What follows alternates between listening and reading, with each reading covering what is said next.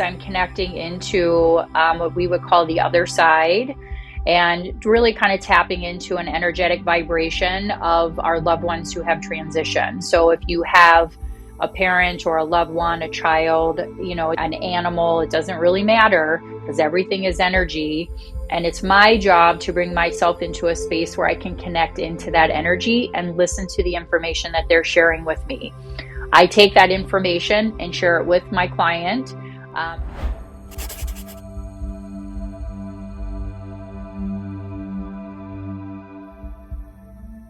Hi, everybody. I'm Lisa Wetzel, and I'm here with Stacie Tatera, and I am so excited to have her here. Stacie is a medium, and we met through doing a session together. And actually, she came to me as a client, and I was so impressed with her and so excited to see the gifts that she has as a medium. We decided to get together and do this interview. So I can't wait for you to share all your information, Stacie. Thank you for being here. Yeah, absolutely. Thanks for having me. So let's talk about medium and being a medium and mediumship. So can you tell us just a little bit about your story and how you got started in this? Sure. So I'm a psychic medium, and as a medium, I'm connecting into loved ones who have transitioned. I really felt very guided to the angelic realms when I was in my probably early 20s. And so that's kind of how my path started, was more with angels. And it was when I had a death in the family that person started to come to me, and I was like, what is going on? And so I kind of was recognizing that I had some gifts and was not quite sure how to deal with that or process through it. As I was in college, I was still pretty young. And I think what has happened is over the years, it just kept evolving, my intuition, my connections. And ultimately, I decided to start embracing the gifts that I had. I was told by multiple people, like, you're gifted, you should be doing this. And I was like, in corporate, I was like, I gotta work, I got kids to raise and all the things. And I was like, I don't know that I'm ready to come out of the spiritual closet, quite honestly. And so eventually I did, and really was very important to me to get certified in psychic mediumship. And I did do training with James von Praagh, and his style is very similar to mine, or I'm similar to his, however you want to say it. And so I just kept moving forward and trying to learn and grow and evolve as much as I could within the mediumship. And I have been doing medium readings professionally for about 15 years. I had left corporate 9 years ago in May. So it's crazy that much time has passed. But I spent 20 years in corporate sales and have been doing this professionally for a while now. And it's amazing. It's really kind of special to be able to connect in with loved ones who have transitioned. I think we're definitely moving in a direction where people are getting more curious and more open to these types of things. And so I'm happy to be able to, I'm in the Milwaukee area in Wisconsin, but I do offer virtual sessions. So like we did, and you have clients all over the country, and it is just pretty amazing. Yeah. Well, gosh, I'm excited for your journey. Thank So you. again, yay. So can you talk about, for people that may not be real familiar with what a medium does? Because we're different, like I channel information. And so there's a difference in these gifts that we have. And so give a little explanation on what a medium does. Sure. And how you receive your information. Sure. So basically, what I'm doing is I'm connecting into what we would call the other side, and really kind of tapping into an energetic vibration of our loved ones who have transitioned. So if you have a parent or a loved one, a child, an animal, it doesn't really matter because everything is energy. And it's my job to bring myself into a space where I can connect into that energy and listen to the information that they're sharing with me. I take that information and share it with my client.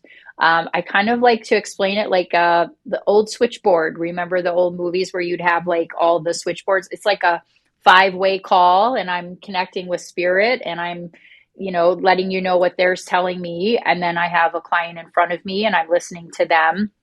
So it's balancing the information that you're receiving, but ultimately giving evidential information around things that only that person would know around that loved one who has transitioned.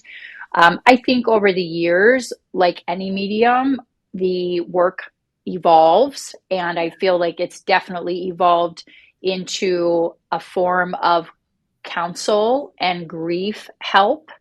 And I love that piece of this work as well.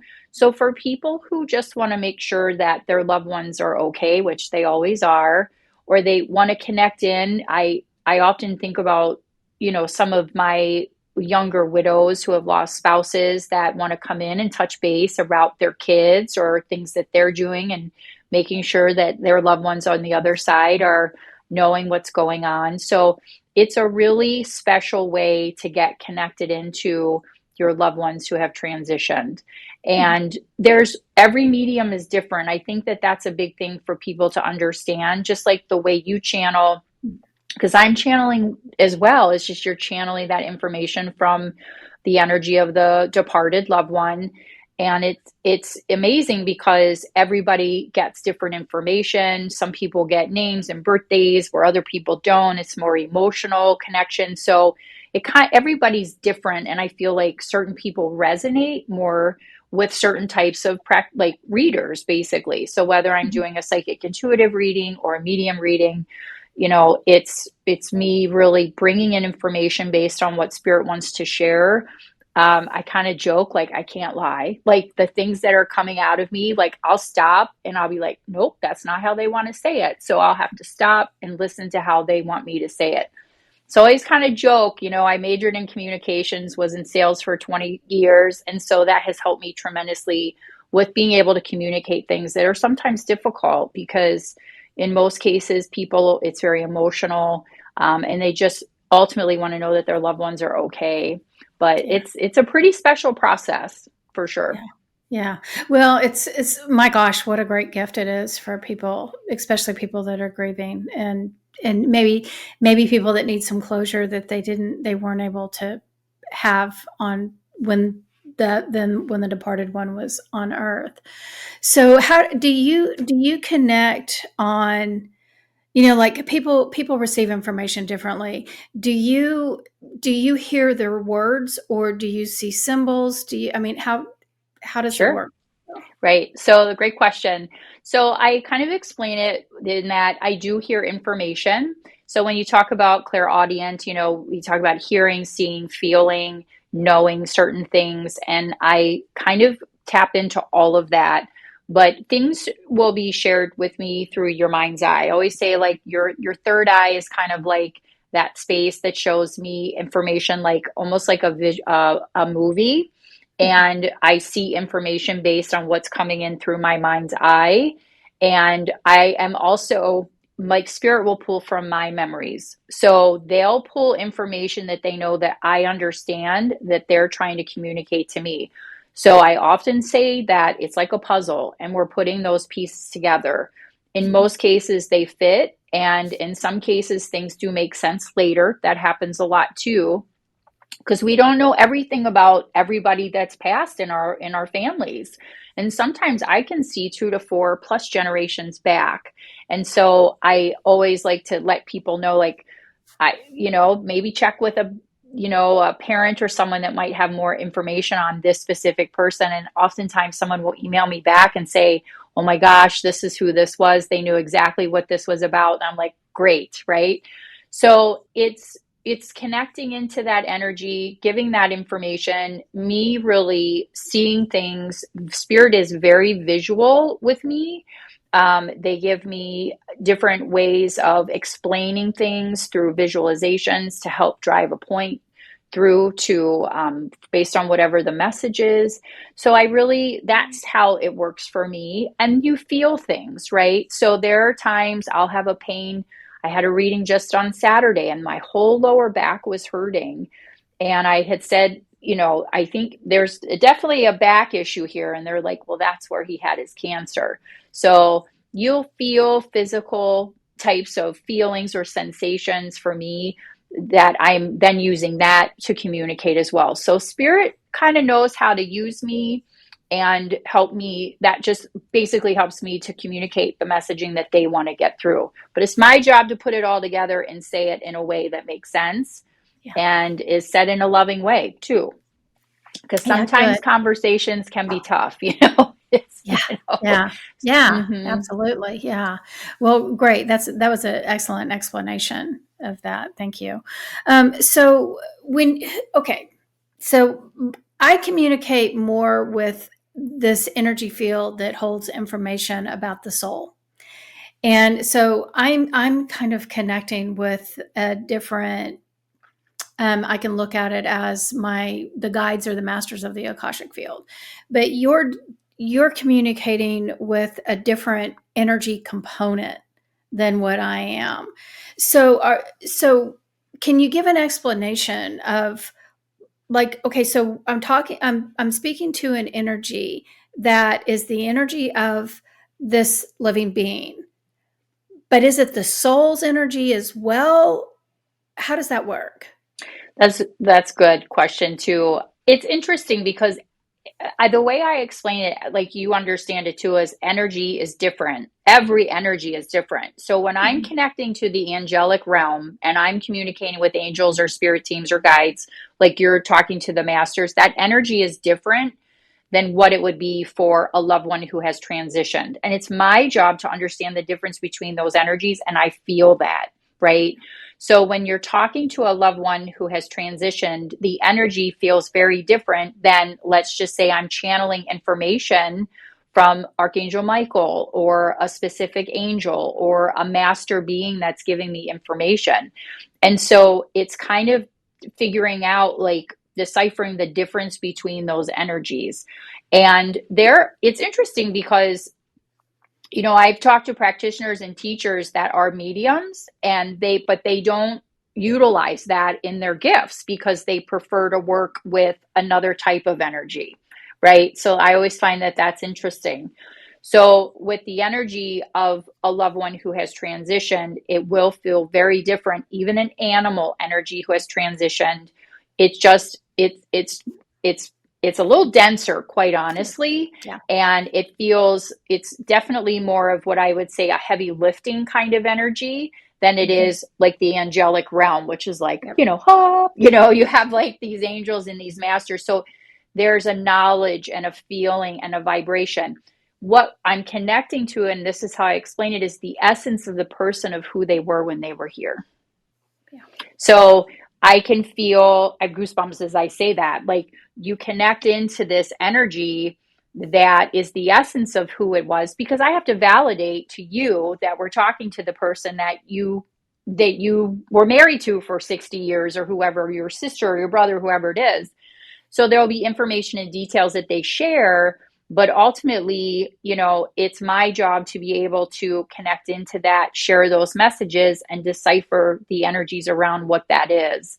So it takes a little doing, but now it just flows so easily for me that it's just, we sit down, I open myself up, I invite that energy in, and then we're giving information based on what that client really needs to hear. Mhm. And the other thing is, sometimes people will say, well, how come so and so didn't come in today? Or I really had hoped to hear from this person. I was like, what I've learned is that you have to trust the messages that you're getting, like even in the readings that you're giving. Somebody, our clients, we want to make sure, and Spirit wants to make sure, we're able to absorb the information that we're receiving, that it makes sense, that it hits our heart in a good, positive way. And so sometimes the reading, well, all the time, it will really kind of revolve around that goal. Okay, so if I wanted to talk to my brother who happened to pass away 30 years ago, but my brothers passed away, my both of my parents have passed away, and then plus all the other grandparents and all that. So if I wanted to talk to my brother specifically, out of all of those loved ones, can you tap into him specifically? Because what I'm So hearing you say is maybe, maybe not. well, it depends. And I always start by saying I cannot guarantee who comes in, right? Okay. And that's, I think, kind of like a rule of thumb across mediumship, at least for me, is that we have access to energies that are willing and ready to step forward, that Mm-hmm. are available to step forward. And so that could be your brother, it may not be your brother. I will say that you, like I say, you always hear from who you're meant to hear from. Right. And the way I work, it's important for me to let that flow. So as soon as I open that door and I'm looking at somebody and I'm seeing that maybe they have a grandparent or a sibling or a spouse that has passed, I really kind of let spirit guide where I'm going with all of that, because sometimes another energy, I'll get a different kind of validation message. And I was like, we have someone else coming in now.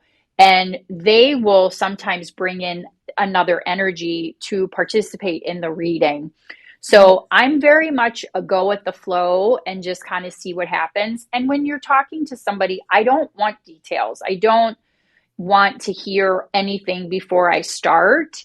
Mm-hmm. But I will say towards the end of a reading, I can usually tell, like, you didn't hear from somebody, did you? And they'll be like, well, I was really hoping to hear from so and so. And I will check in. Sometimes I'm able to pull that energy in. It depends.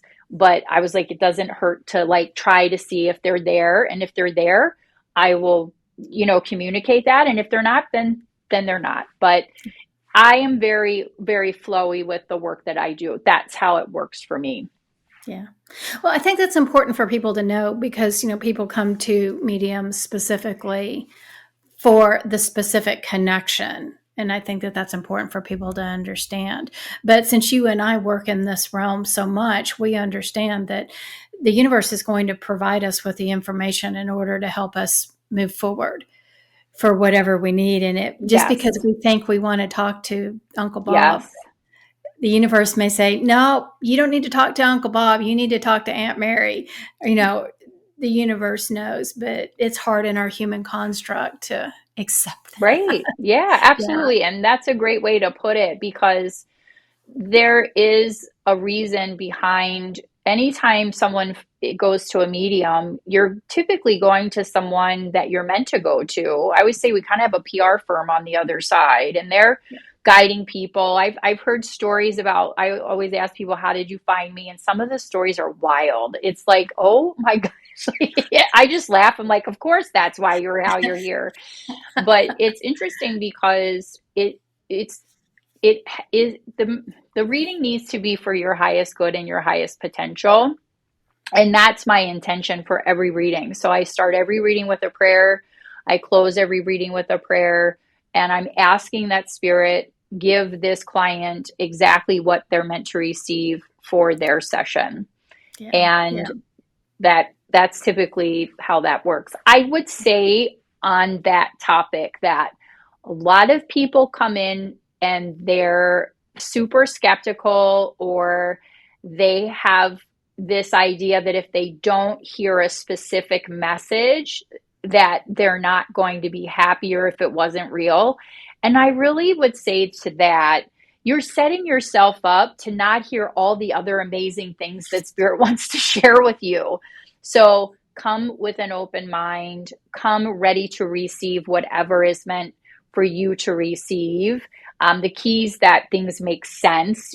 Sometimes people go to practitioners that I would say probably aren't always the best at what they're doing. And, you have to be mindful about who you see when you do this type of session with somebody, but just be open and allow the messages to come in, because you will receive what you're meant to receive.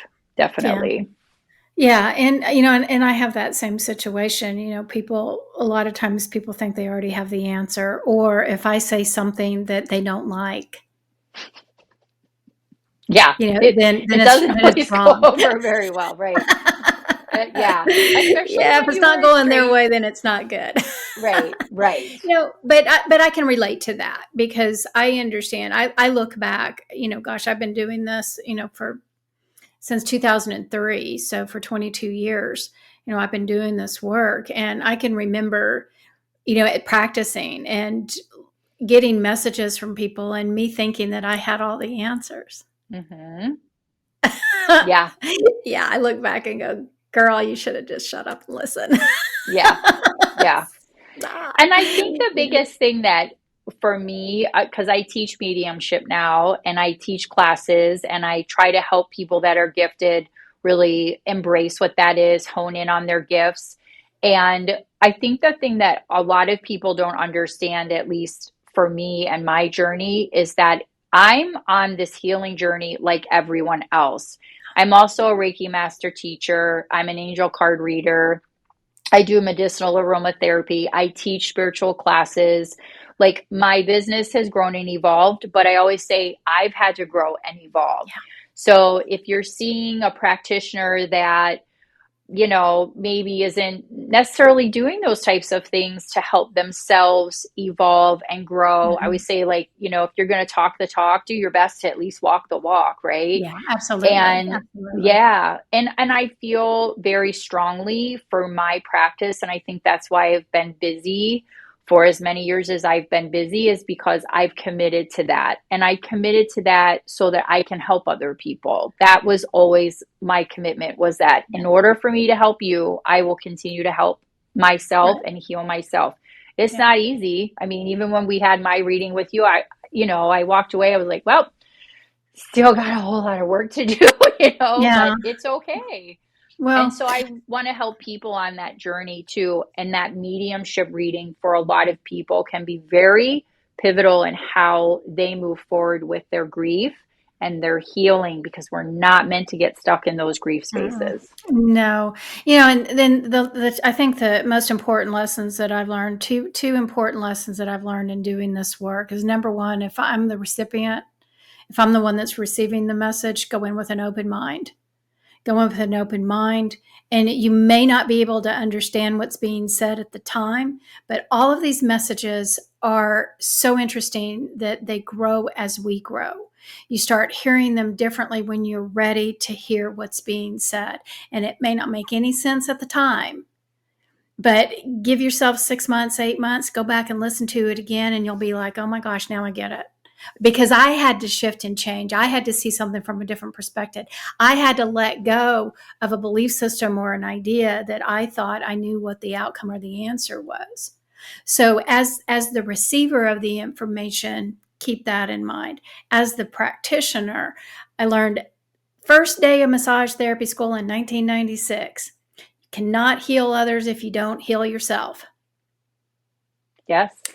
You have to do your work. And we as practitioners, this is on the job training. Yep. And And it, there's, go ahead. no, go ahead.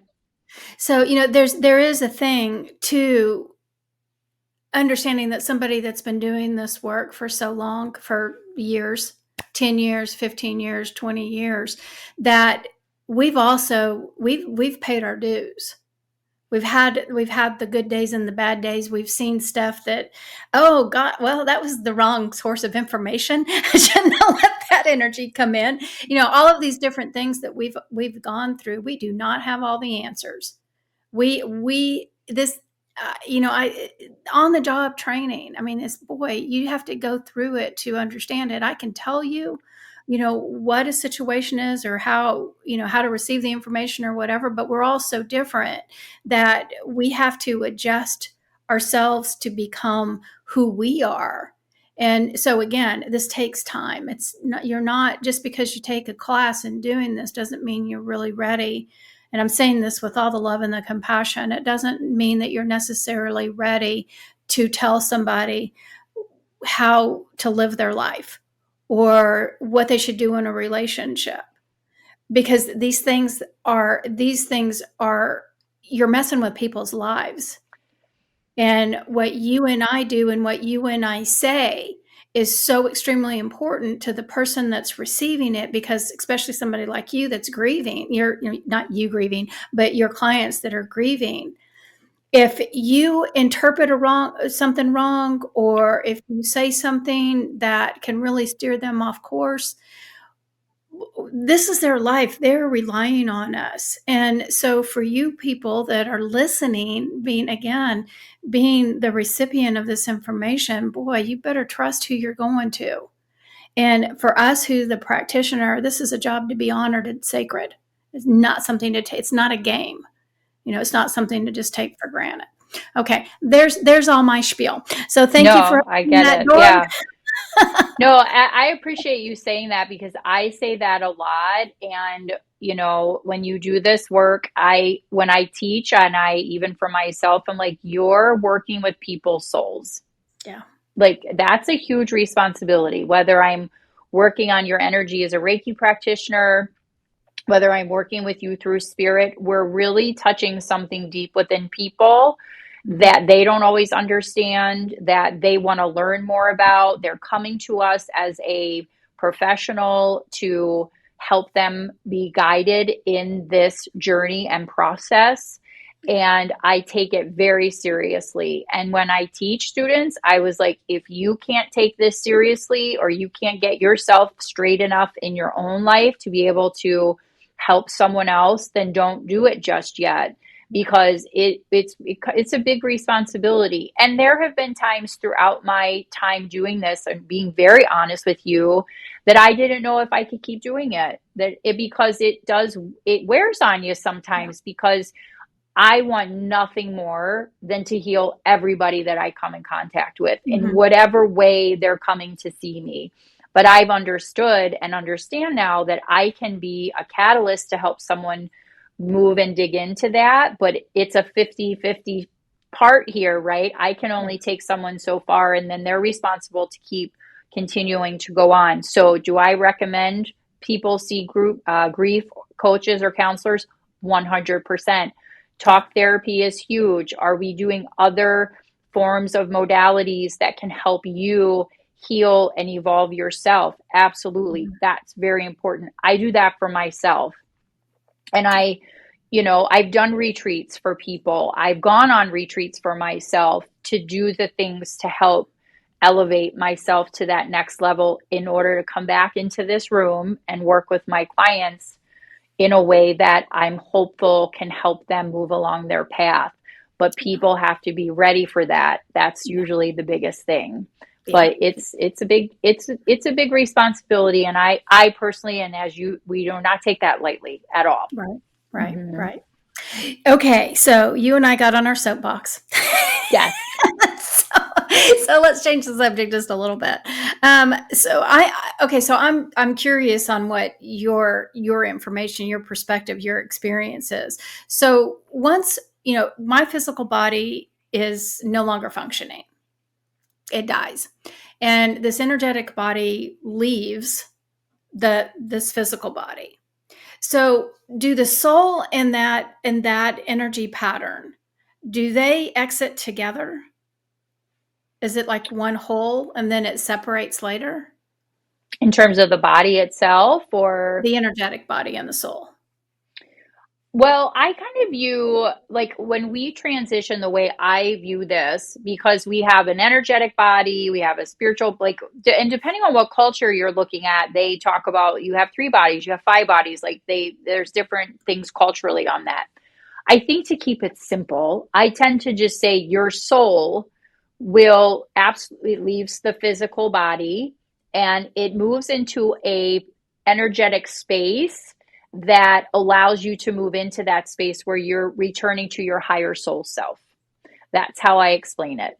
And in that process, once we shift out of the physical back into our soul self, that is our higher self consciousness, we will then journey on the other side. But there's work to be done there, right? So you're still healing, you're still evolving, you're still doing the things you need to do as a soul that you didn't necessarily get to complete in this lifetime based on your Akashic record, your soul contracts.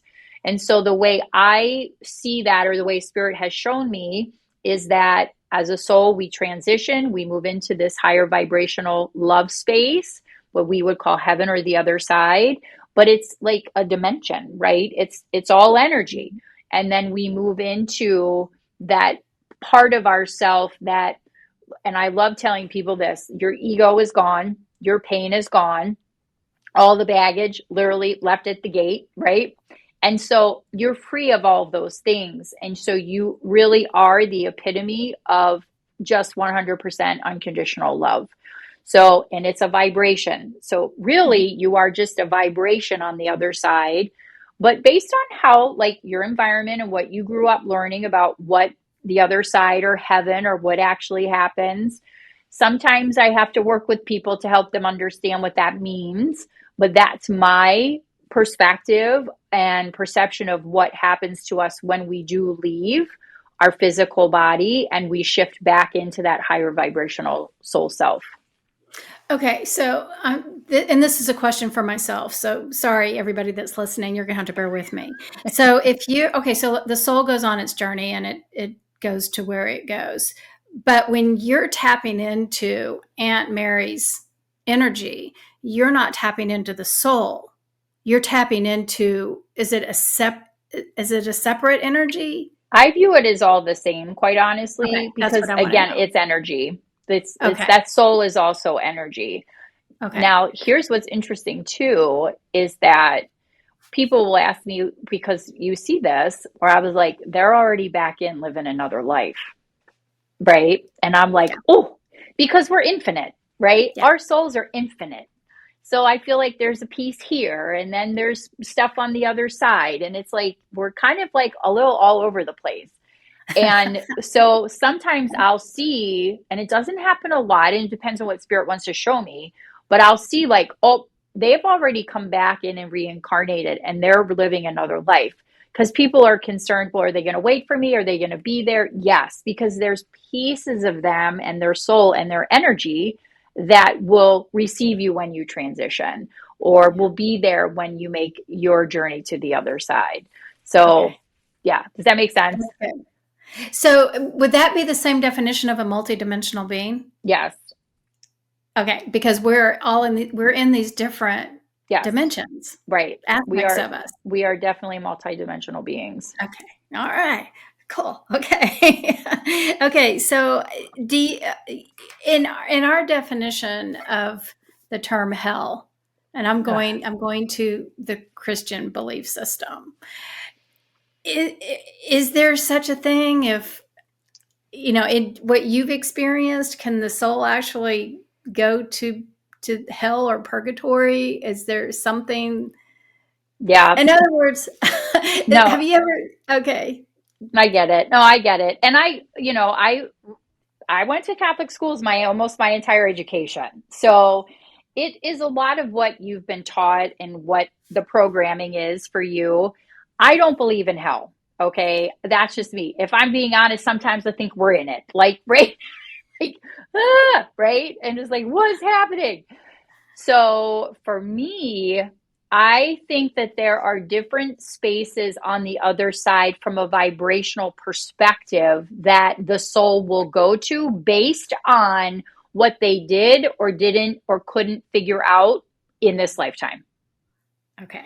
So I, for me, it's like a different area. And this is going to probably sound really goofy, but I kind of view the other side as a college campus. And so you get over there, you're going to have a period of transition because you literally have to acclimate to the new space you're in. Then you're going to do your life review, which is where you're looking at, how did I treat other people? How did I make other people feel? Did I love? mhm. Did I allow love? And so those are the things that you're going to look at. There's no judgment. I want to be really clear about that. Like, there is just no judgment on the other side. It's not, it doesn't exist. And so when we go into some of these other spaces, because we have this programming that, well, if someone murders people or they have this really bad like experience as a soul, I mean, you know this, like that was what they were supposed to do in some ways. Like, Yep. and that people have a hard time wrapping, well, why would I come in here and abuse people or whatever it is? Like, because your soul wants to expand. And in order to expand, it's going to experience multiple different experiences. And you're not always the nice person. Yeah. And so people are like, I just can't. I'm like, I've probably been some kind of jerk face in some lifetime or another. I mean, whatever. But I'm here now, and this is what I'm working on. And I always try to express, like, get your stuff figured out now before you like go to the other side, because it just, you're figuring more out and you're growing and evolving and taking advantage of like, as much as you can while you're here. I feel like it just helps you for your soul development, basically. So do I, really long answer to a short question? No, I don't believe in hell, but people, again, you have to do what you feel is right. I just don't really get caught up in that. Yeah. Well, I agree with you. So we're on the same page anyway. So do you believe that the way a person dies affects Hmm. their afterlife? That's such a good question. So not no is my short answer, but there are, again, kind of like what I was just explaining. If you have someone that leaves this world very tragically or very suddenly, I feel like the care they're going to need and the recovery time is going to be different than someone who's 85 and just slips into death.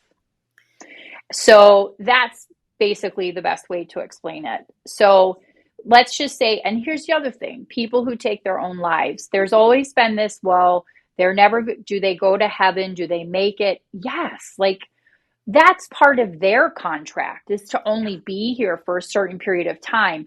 So they have free will and things can shift and change 100%.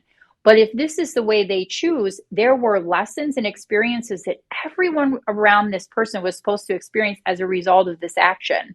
So they have fulfilled, in most cases, a role they were meant to play. So they will transition and can, do some work that they need to do, because sometimes people are like, I can't take it anymore, or they have like major mental health issues, or whatever that experience is for them. But they are received on the other side like anyone else. Mm-hmm. Yeah. And I agree with that too. And I think that that's something that, again, we've kind of been brainwashed into believing that, this is, you can't do this because you're going to go to hell or whatever it is.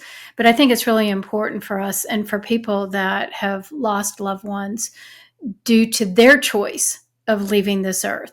Or even if it was an accident, or maybe it was a car accident or something that was a tragic, Mm. however you choose to label tragic, that they're all we're all on, we all have our soul's contract, and the way that our energy in that soul construct, it doesn't function the same way that our human mind believes, has been programmed to believe it is. Is that Absolutely. Oh, okay? 100%. And that's Yeah. hard for people to wrap their head around, because people would say, well, why would someone choose to have this ending? Or why would, because this is great growth, man. We are here. This is boot camp for the soul. I 100% say that all the time. And you came in here because you knew you were ready from a soul perspective. You were like, I always kind of say, like, you're on the other side with your team and it's like, you're getting ready to go into the game and they're like, you got this. And then, you incarnate, you don't remember anything. You're in a body and you're like, oh shit, what am I supposed to do now? Right. And so it's a little bit of that, but ahead of time. And that's why, and here's the key to all of it, why we are being asked to get connected to ourselves so that we can understand these things and we can find more joy and more peace and more understanding. And it's like we are a spark of the divine, every single one of us. But Yeah. we come in as a human, the ego steps in, and we're like dealing with all the things. And Yeah. that's where it gets complicated. Yeah. Absolutely. So, when you're talking to your spirits, what do you refer? Do you refer to them as sp- ghosts, spirits? What? No, loved ones from the other side. Just the spirit or energy. I mean, I think I'm so accustomed to talking about energy or loved one. I'll just say like, oh, well, someone's here, poke it in to chat with you. Um, so I will see that sometimes. And I will also say when I'm here at work, I'm working. When I leave, I shut down. Like I close the door, turn the volume. It's like I always say, you want to almost envision like a remote control. And when I leave, I can't run this energy all the time. It's not healthy. It's not healthy for anybody because there are some people that come in and they're like, oh, I can connect to this. And I was like, okay, great. But when do you shut it off and turn it down and rest and relax? Right. Yeah. So I feel like for me, when I see a loved one or I like start to hear things, my kids will know that I will be out and I'll get this look and they're like, oh, mom's getting something. I'm like, yes, but I don't always say anything or act on those things. But I'm like, oh, yeah, there's a lot activity in these spaces. So, and I grew up on the East Coast, like 90 minutes from Gettysburg. And so we Oh, used to go to Gettysburg all the time. And we still, like, my kids love it there when we visit my family out east. And I can stand in the middle of a battlefield and see a lot of stuff. I mean, I'm not going to lie, but I I will bet. open myself up to see what that is. But, Yeah. I don't walk around with it turned on. But at the same time, like, if I see things, I see things. It is what it is. And spirit will nudge you. Sometimes they can be pushy and you kind of have to draw your boundaries with that stuff too. So, Yeah. Well, when you're talking to a loved one, um, has a loved one ever been able to tell you that what they're going to reincarnate into, that's what their such a, next I life will don't be know that like? I've ever been asked that before. That's pretty cool. I know. Great I question, don't but the think, answer is no. no, like, I don't think I've ever had someone say, like, I can tell when someone's not done, right? Like, Uh-huh. I know they're going to come back in at some point. But when I'm in a reading with someone too, they want to know what their loved one is doing now, like where are they at, what's going on. So I don't really know that that opportunity has really ever presented itself, other than me saying they'll definitely be back. And especially like when someone loses a young child, that energy typically will come back again. It just, as you know, it just depends on the contract, what what your team's working with you on the other side, and what you decide or agree to. I always joke like I really hope this is my last incarnation, but knowing me, probably not. Probably not. No. Mm-mm. Probably not. And you know this too, like how many lifetimes have you been a healer? How many Yeah. lifetimes have I, like a lot, like where we're Yeah. healing, we're doing this kind of work. So it's like Yeah. this thread that runs through the soul that I see. I'm like, you did this in a lot of lifetimes. So, Yeah, and again, I mean, it's our theme, and we'll probably continue doing that. But more than anything else, but most of us all are coming back anyway because we're going to hold the higher vibrational energy so that the earth can maintain this energy. And I always laugh at people that are saying, "I don't want to come back."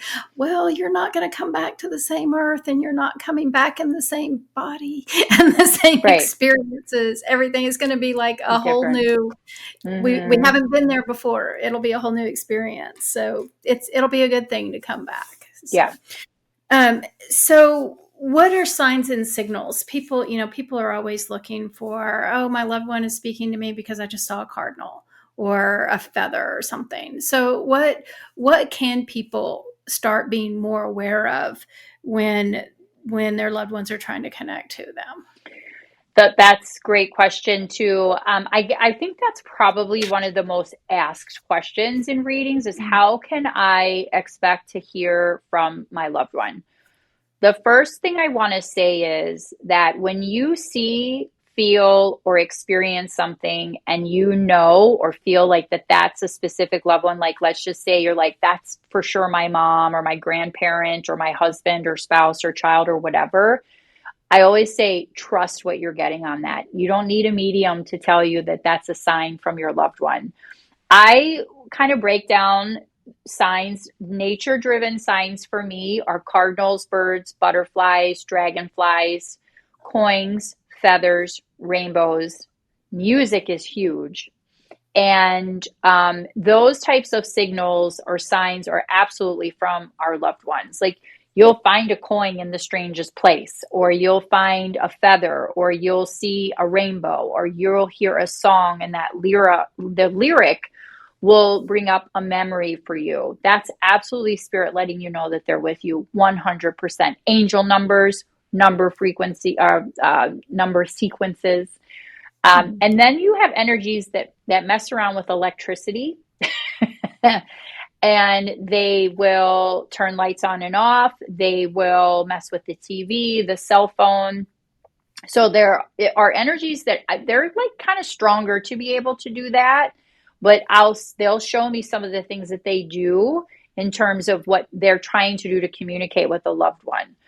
The other thing that our spirit and loved ones will do is come into the dream state.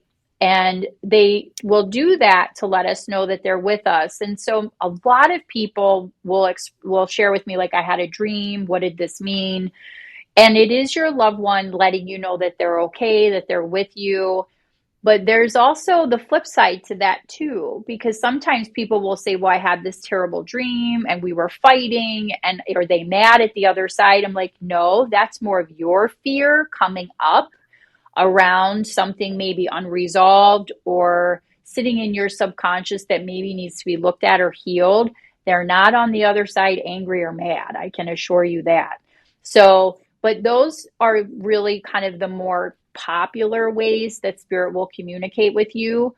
But you could just be, and this is where, like in meditation, when you get into that prayer space where you just have a feeling, or you just have like an overwhelming, like, again, you're being embraced by the energy of your loved one, you will feel that. So lots of different ways that spirit will let us know that they're with us. My grandfather, he was like my person, and he was a railroad man. And so when we see the trains, that's absolutely my grandfather. Rainbows and foxes, that's how he lets me know that he's with me. So even I look for the signs sometimes too, and the cardinals. So, you kind of get into a rhythm of, yep, that's absolutely this person coming through. I know they're with me. And, trust what you're getting. That's the biggest thing I would recommend. Yeah. Trust. That's a big one. So how do you help people cope with their grief? Boy, it's a lot sometimes. If somebody is really in a space of grief, I recommend they see a grief counselor, 100%. There's a lot that can be done to help someone move through that process.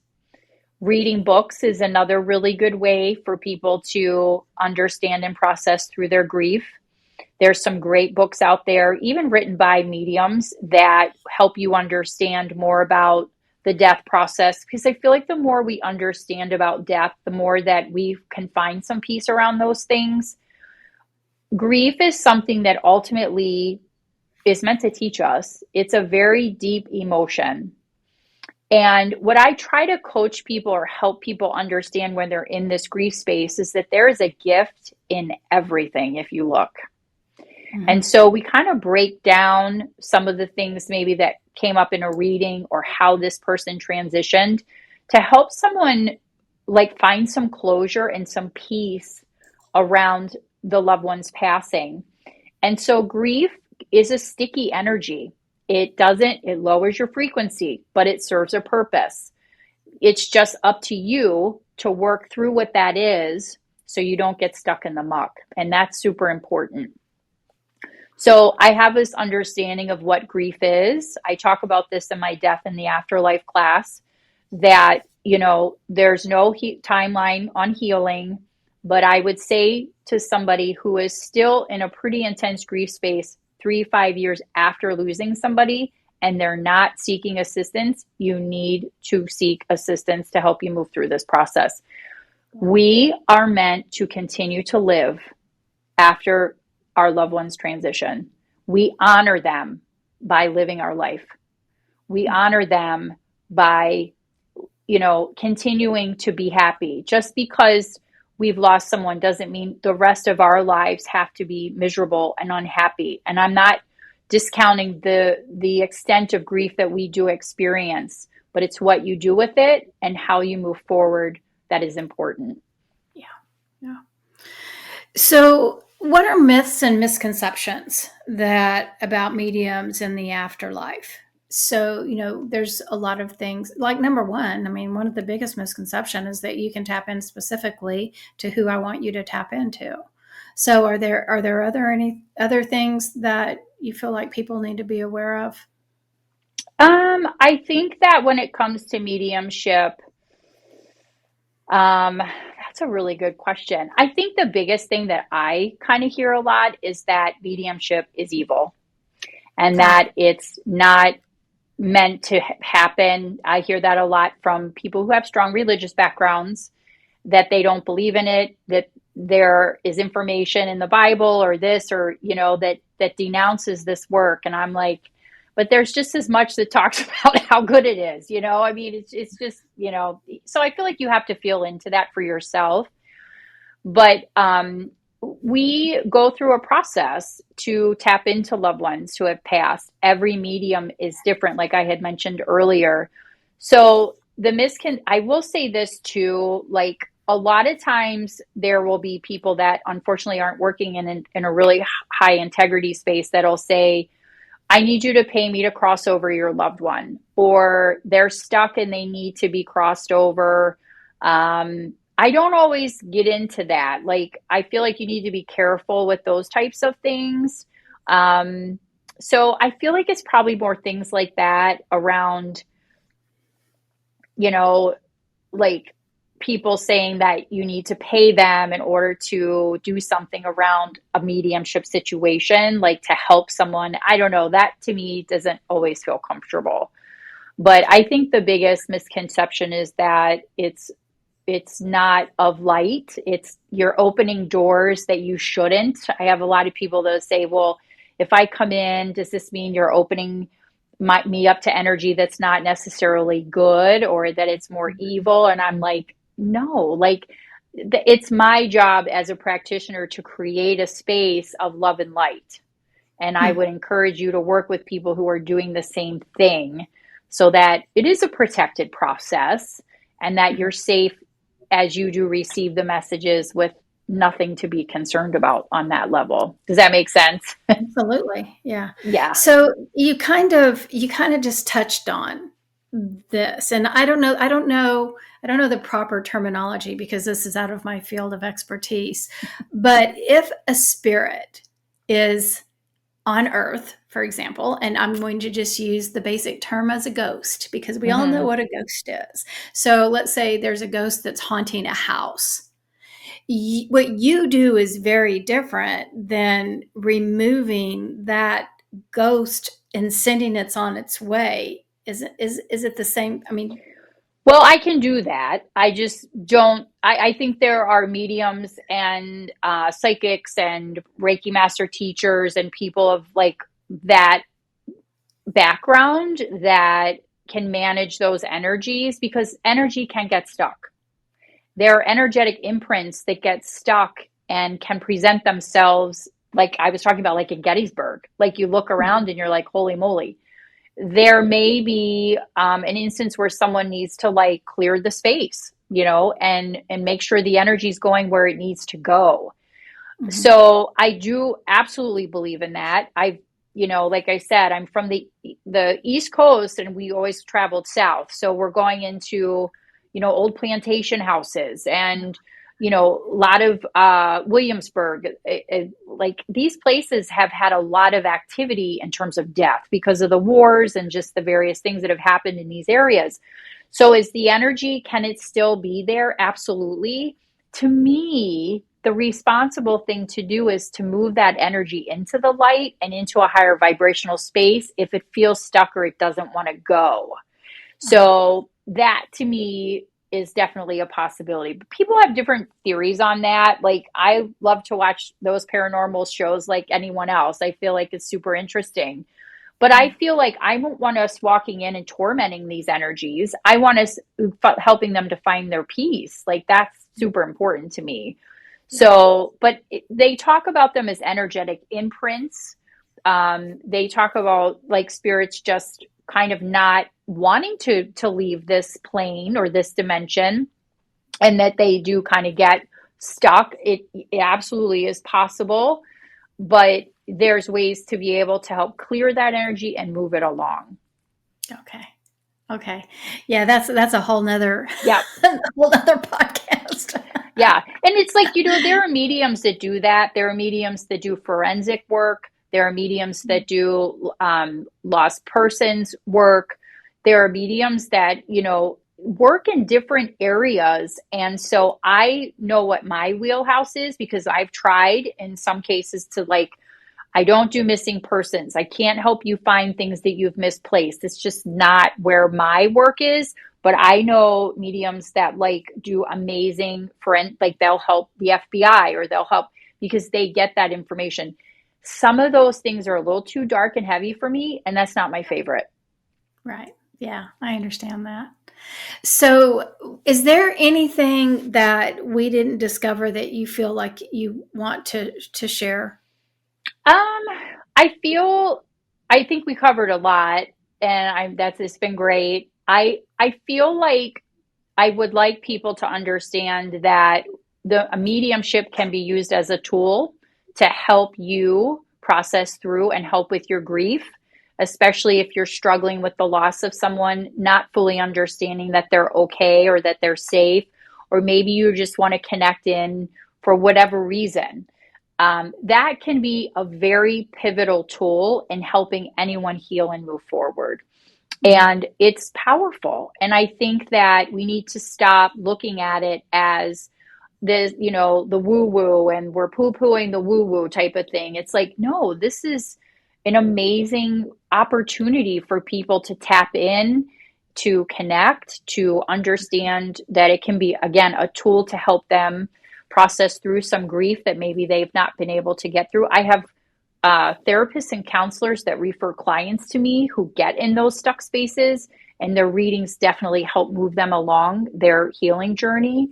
So I feel like that's under like super important. And the other thing too is that we as a culture need to get over being afraid of death. We don't die. We just move into a different energetic space like we discussed. Now, death happens to the living in terms of we're dealing with the emotional fallout of losing someone that we've lost. And those are very real, powerful, difficult emotions.